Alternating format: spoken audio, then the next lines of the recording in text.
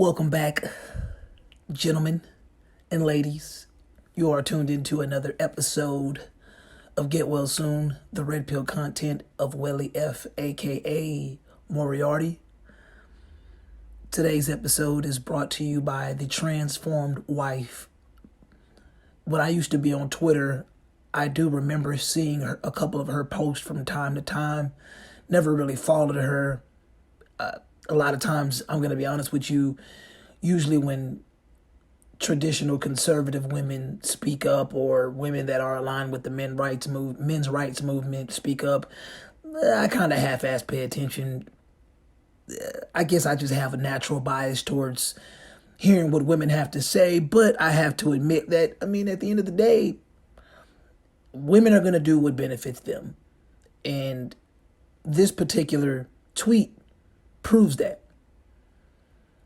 The transformed wife says, life before feminism wasn't nearly as hard as it is now, since men no longer feel the need to protect and provide for their independent and rebellious women.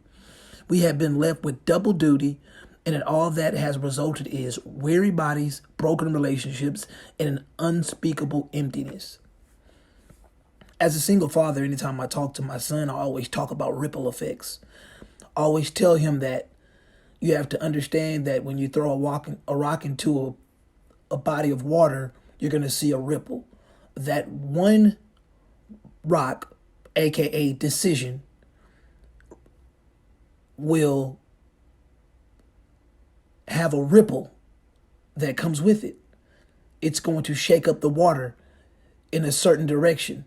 Sometimes you can predict what direction that rock is going to cause the ripples. Sometimes you can't. And you honestly don't know what type of ripples you may see. They may be thick ripples, thin ripples. It just all depends. I like to think of feminism as that rock that has a ripple effect you may not want, but it happens. And like this woman says, the weary bodies, broken relationships, and emptiness. Let me tell you something. When you have modern women in the Western world downing antidepressants just as much as they drink water, you know there's a problem. You know there's a problem when so many women use therapy as a coping mechanism just to get through 1 month out of the year. Some of them need it to get through a day. Like, this is where we are now. And even with all that being said, they can't find out that the root stems from this Marxist ideology to destroy what once really protected them. Because even, once again, as a single father, it is hard to raise someone that doesn't appreciate the fact that you're protecting and providing for them. I grew up under the notion, in all honesty, I really feel like it's still true to this day, that men lead, women follow. Once again, that's men and women. As I was growing up, I've always understood that came from somewhere. Men tend to be better leaders because of all the decisions they made at young ages. Meaning, men make a lot of mistakes when they're young because they love to rebel. So therefore, all that rebelliousness that they execute as youngsters, for a lot of them, it makes them better decision makers. Women, on the other hand, are notoriously known for following orders, being auditory learners, being able to take instruction, not really giving much pushback overtly.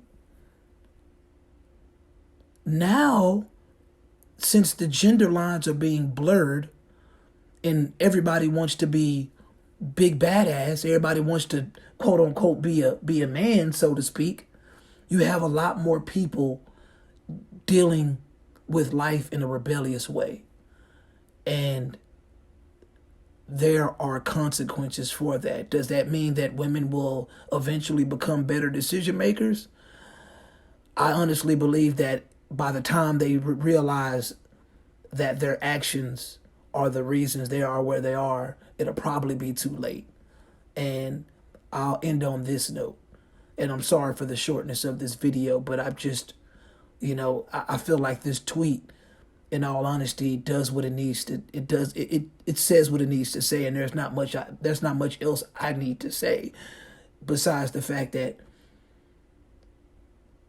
the temporary moment that you're living in is, once again, it's a temporary moment. Like this peace that you may be feeling right now, the happiness that you may be feeling right now, depending on how you got there, is why it's temporary. Because you have to understand something. A lot of things in life aren't meant to last forever. So if you get there in a way that goes against all reasoning, then best believe it will not last long. So for all you OnlyFans women out there that think that OnlyFans is gonna be the way that is gonna be a lifelong career, how about just taking a look at your ancestors that thought stripping would be a lifelong career? Now, in order for them to maintain their stripping career, they have to basically become new human beings, get body modifications, reshape their faces, and basically they don't even recognize themselves in the mirror anymore. Imagine what it feels like to wake up one day and not be able to recognize yourself in the mirror. Imagine what it feels like to live a life for everyone except yourself. Because when you're in the service field, you have to realize that a lot of the servicing you're doing, you're constantly doing things for people and you're putting them in front of you. So if you think that servicing people for the rest of your life is going to bring about a life full of happiness, then you're insane. And once again, you're going to reap the consequences of those actions. And don't get it twisted. Living in the Western world, a lot of times you are putting other people in front of yourself. But when you make that a lifelong choice with no intentions on a retirement plan and so on and so forth, I mean, just think about it. Like, I'll be the main one to tell you straight up. You could be an online stripper all you want to, even if it was a friend doing it. I mean, I'll support you from afar, but I'm not going to support you with my hard-earned income, because I know that the ripple effect of doing online prostitution, I know the ripple effect of thinking that you're a big badass that doesn't need a man, you independent and you can do it on your own. I know the ripple effects. I see them. You may not see them, but I see them. So, gents, don't worry, gents. There probably will be a generation of quote unquote unicorns that probably come. The ones that are attractive and respect the biological differences in front of us. But once again, when that happens, it may be too late.